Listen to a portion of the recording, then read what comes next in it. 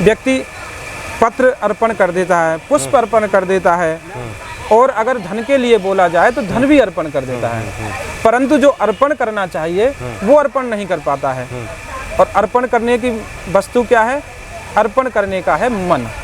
जब वो अपने आप को ठाकुर जी के अर्पण कर देगा, जिस देवता को वो मानता है उसी के समर्पण कर देगा, हे प्रभु जो भी हो आप हो, मैं कुछ नहीं हूँ, और मेरी जो जीवन की जो बागडोर है ये सब आपके हाथ में है।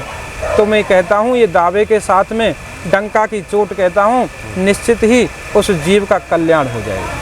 उनकी भक्ति से हर सुख मिलता है, जीवन में फूल हमेशा खिलता है। उनकी भक्ति से हर सुख मिलता है, जीवन में फूल हमेशा खिलता है। जीवन में उनसे ही बहार है, उनसे ही सारा जग व्यापार है। हनुमत की महिमा परंपार है, उनके ही चरणों में संसार है।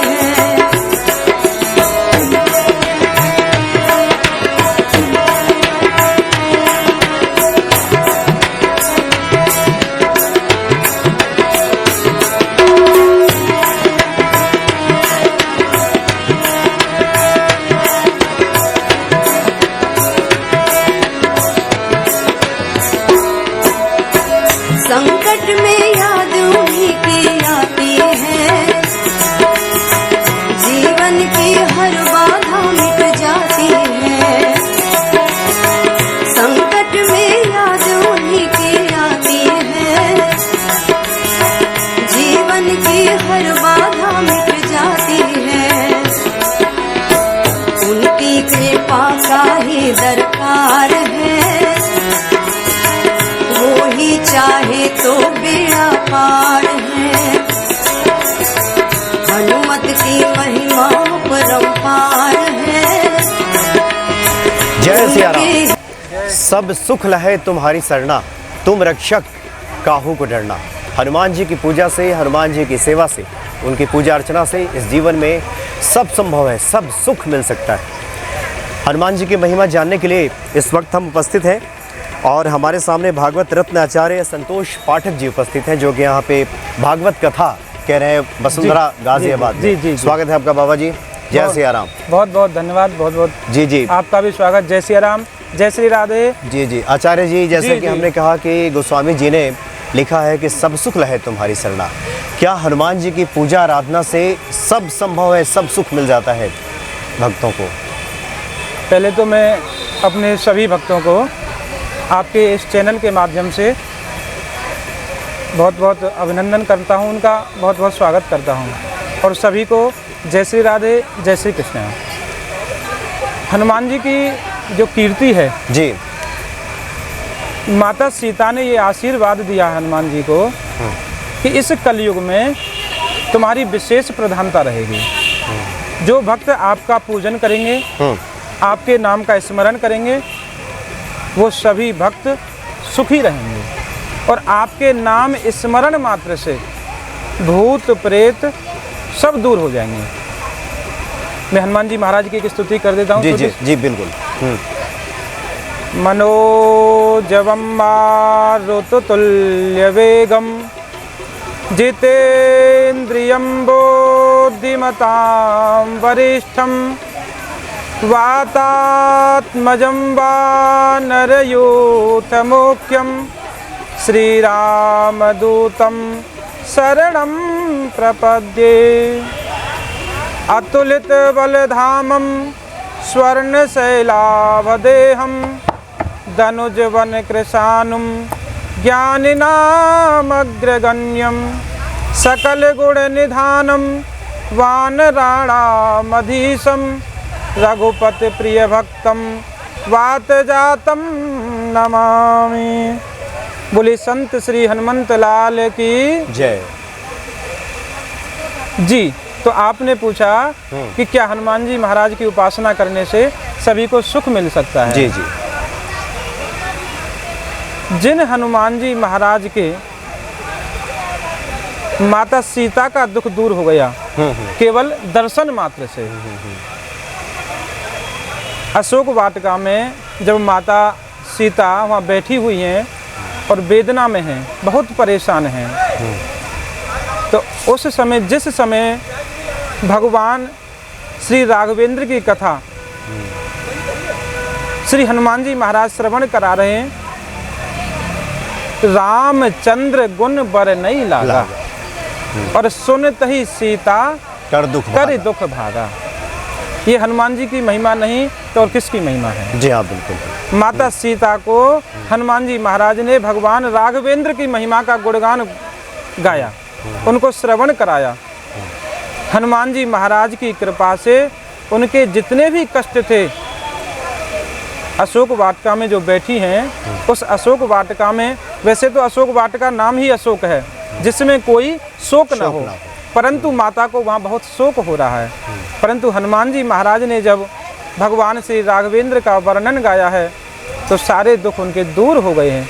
ऐसे हनुमान जी बहुत ही सरल हैं और बहुत ही सबके हृदय में वास करने वाले, माता सीता के द्वारा उनको वरदान मिला हुआ है। इस कलयुग में हे बेटा पुत्र पवन सुत, तेरी महिमा जन जन तक जाएगी और तेरा जो नाम लेगा उसके सारे कल्याण हो जाएंगे, सारे दुख दूर हो जाएंगे, सुख संपत्ति और जो सुख और संपत्ति उसको प्राप्त हो जाएगी। जी जी जी। अच्छा आचार्य जी, गोस्वामी जी ने ये भी हनुमान चालीसा में लिखा है कि और देवता चित्त न धरई, हनुमत से सर्व सुख करई। हाँ हाँ। तो क्या हनुमान जी की एक पूजा आराधना व्यक्ति कर ले इस कलयुग में, इस भाग भरे समय में जहाँ लोगों के पास समय की थोड़ी कमी रहती है, तो एक हनुमान जी की पूजा आराधना मात्र से सभी दैव और दैवी शक्तियों की पूजा का फल मिल जाता है? जी जी। एक मैं इस श्लोक के माध्यम से आपको बता देना चाहता हूँ जी। उल्लंघ्य सिंधो सलिलम सलीलम, यह शोक वन्यम जनकात्म जाया। भगवान श्री हनुमान जी के नाम से जब माता सीता का शोक दूर हो सकता है, उनके स्मरण मात्र से हम इस भव जिस प्रकार से हनुमान जी महाराज ने समुद्र को पार किया भगवान श्री राघवेंद्र के नाम स्मरण से, उन्हीं हनुमान जी की शरण में जाएं हम, और उन्हीं हनुमान जी की शरण में जाने से जिस प्रकार से हे प्रभु आपने राघवेंद्र के नाम स्मरण मात्र से इतने विशाल समुद्र को पार किया, क्या हम उनके नाम लेने से इस भवसागर से पार नहीं हो सकते हैं? तो और क्या है, ये सब हनुमान जी की कृपा है, ये राघवेंद्र की कृपा है। अगर हम उनका नाम लेंगे तो ये भवसागर है, इस भवसागर से हम सहज पार हो जाएंगे। जी जी जी। अच्छा आचार्य जी, हनुमान जी तो ऐसे हैं जिन्होंने प्रभु श्री राम के सभी कार्यों को व्यवस्थित कर दिया। जी जी जी। तिनके काज सकल तुम साजा। हनुमान जी तो वैसे सदैव प्रसन्न ही रहते हैं। जी जी। भक्तों की एक जिज्ञासा रहती है कि हनुमान जी हम पर कैसे प्रसन्न होंगे? हनुमान जी हमारे ऊपर कैसे प्रसन्न हो?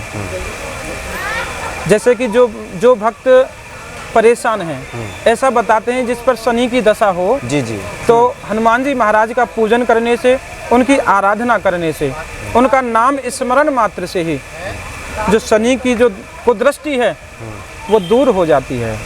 अन्य जो ग्रह हैं जैसे राहु है, केतु है, या फिर वो बहुत ज़्यादा भयानक विषम परिस्थितियों में फंसा हुआ है और उस समय वो हनुमान जी का ध्यान करता है। हनुमान जी महाराज को मंगलवार और शनिवार के दिन, मंगलवार के दिन घी में मिला करके जो सिंदूर चढ़ाता है और शनिवार के दिन जो चमेली के तेल में सिंदूर अर्पण करता है, उसकी सारी मनोकामनाएं पूर्ण होती हैं। और हनुमान जी महाराज को जो लड्डू निवेदित करता है, उसकी सारी मनोकामनाएं पूर्ण होती हैं। वो भक्त की प्रार्थना ऐसी होनी चाहिए, हे प्रभु ये जो मैं सिंदूर चढ़ा रहा हूँ, ये जो घी चढ़ा रहा हूँ, आपके ऊपर पत्र पुष्प में जो अर्पण कर रहा हूँ, हे प्रभु ये सब आपकी कृपा से मैं आपको ही अर्पण कर रहा हूँ। और अपने आप को उनके प्रति समर्पण जो भाव है, समर्पण भाव से उनको समर्पित कर देना, अपने आप को समर्पित कर देना, निश्चित रूप से ही उस जीव के जो दुख हैं वो दूर हो जाएंगे, वो भवसागर से पार हो जाएगा। और उसे भगवान राघवेंद्र की प्राप्ति हो जाएगी। ये हनुमान जी महाराज की कृपा है।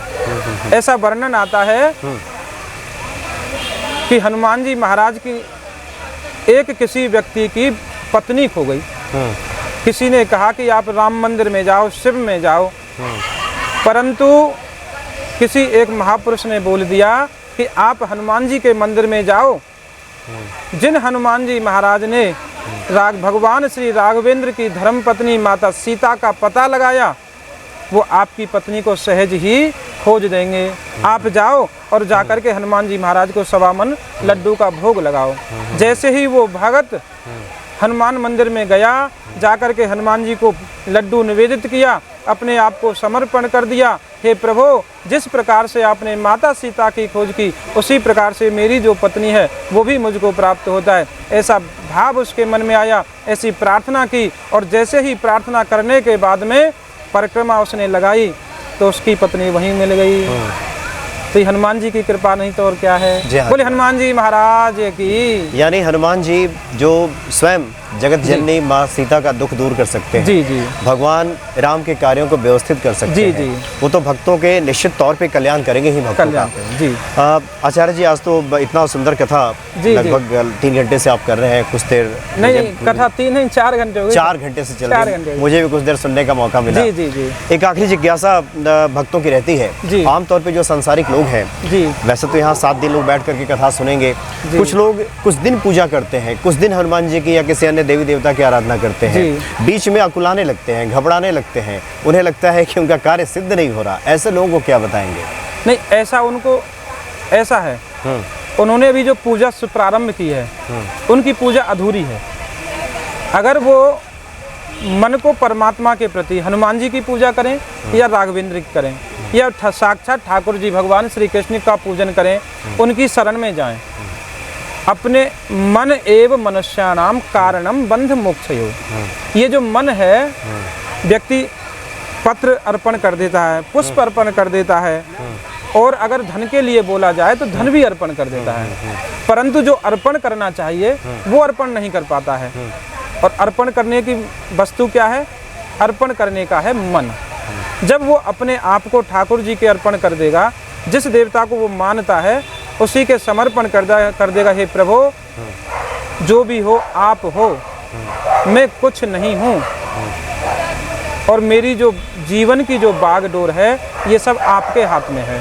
तो मैं कहता हूँ, ये दावे के साथ में डंका की चोट कहता हूँ, निश्चित ही उस जीव का कल्याण हो जाएगा।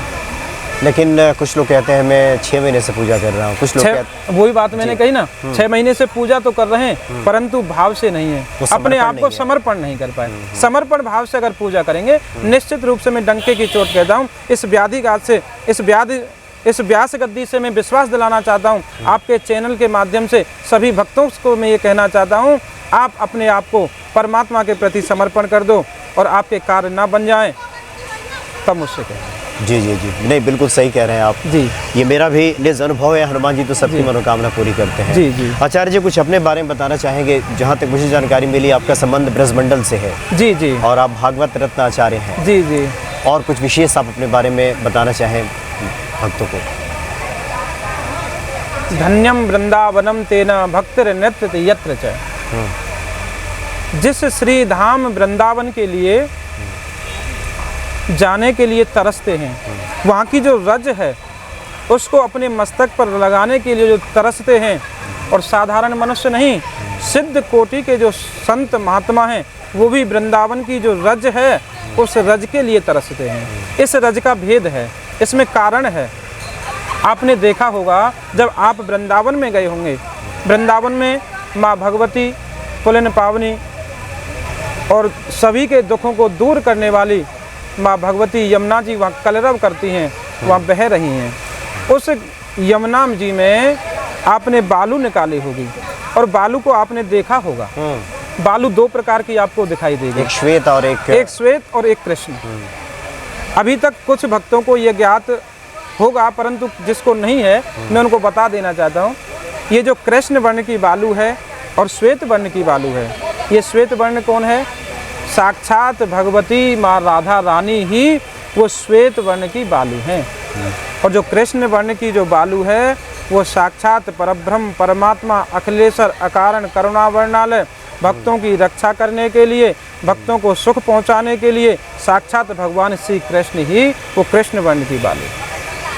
तो हम श्री धाम जहाँ भक्तिर नृत्य यत्र च, जहाँ श्री धाम वृंदावन में चारों तरफ भक्ति महारानी नृत्य करती है, उस श्री धाम वृंदावन में इस दास का निवास है।